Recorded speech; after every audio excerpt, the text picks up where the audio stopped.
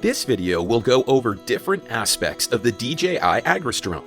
The Agras has a wide range of applications and is one of the world's most popular agriculture drones. It can be used for pest control, weeding, and spraying foliar fertilizers and defoliant. Using the spreader system, the Agras can also spread seeds, fertilizer, and feed. The Agras drone mainly consists of the flight platform and payload. It can be used for different applications by changing the payload.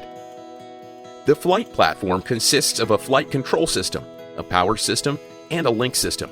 The flight control system enables automated flight and other complex functions. The power system enables all drone operations like flight and spraying. The link system establishes a two-way connection between the drone and remote controller. Now, let's look at the different components of the flight control system. First, satellite positioning, or GNSS. It's what enables the drone to hover stably and operate autonomously. So you must ensure that at least 8 satellite signals can be received before each flight. However, the accuracy of satellite positioning isn't high enough to support high-precision flight. For much more accurate flights, RTK is required. RTK is a high-precision positioning signal with centimeter-level accuracy. Today, network RTK is often used, and a cellular data connection is required for communication. You may have noticed the two mushroom-like shapes on the T-Series Agras drones. These are the RTK antennas. The two RTK antennas enable the orientation function and highly accurate flights. They also prevent electromagnetic interference even when the drone is under high voltage lines. Without the RTK orientation function, the drone will need to rely on its compass. So, if the orientation function is disabled, you must calibrate the compass. Next, we'll go over the radar system. The Agras drone uses radar to sense its surrounding environment in real time.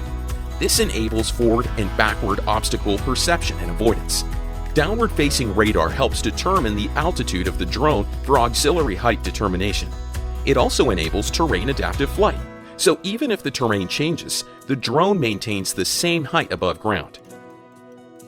The batteries, electronic speed control, motor, and propellers together make up the power system of the Agras drones. The lithium battery provides power, the ESC controls the motor, and the motors drive the propellers to generate lift. Keep in mind that the lithium battery shouldn't remain fully charged for a long time, so the smart battery is designed with a self-discharge function. If you find that the rear panel heats up, it is because the battery is self-discharging to ensure its long-term use. Also, battery charging and discharging speed will gradually decrease in low temperatures, so it might take longer to charge your battery in cold weather. A multi-rotor drone changes direction by changing the speed of its different motors. For example, if the speed of the left motor is higher, the drone will fly to the right side. Usually, half of the drone's propellers rotate counterclockwise, and the other half rotate clockwise. Accordingly, propellers are divided into CCW and CW propellers. Before installing propellers, make sure that you align them with their motors correctly. The link system, or remote control system, helps the pilot control the drone and also enables image and flight data transmission. Please note that the remote controller signal is strongest at the sides of the antennas. So, during normal operation, avoid pointing the antennas towards the drone since it results in a weaker signal strength.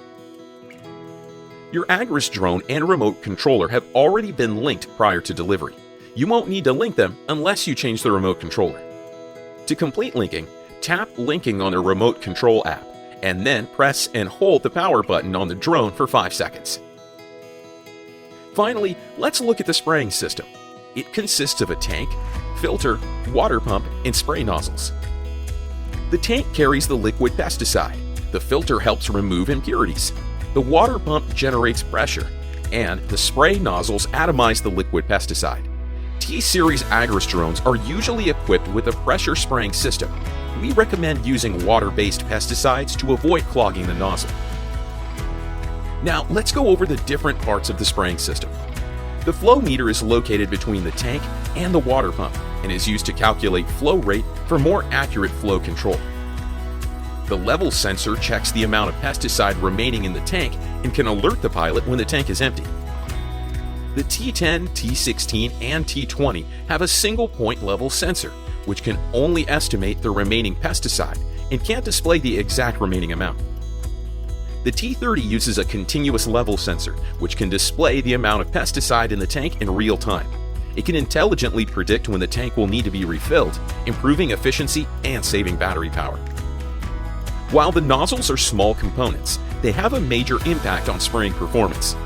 The T-Series drones use SX110-01VS nozzles by default, where SX means that the nozzle is a fan-shaped, 110 means that the fan angle is 110 degrees, 01 is the flow rate and indicates the size of the nozzle, and VS means that the nozzle is made of stainless steel.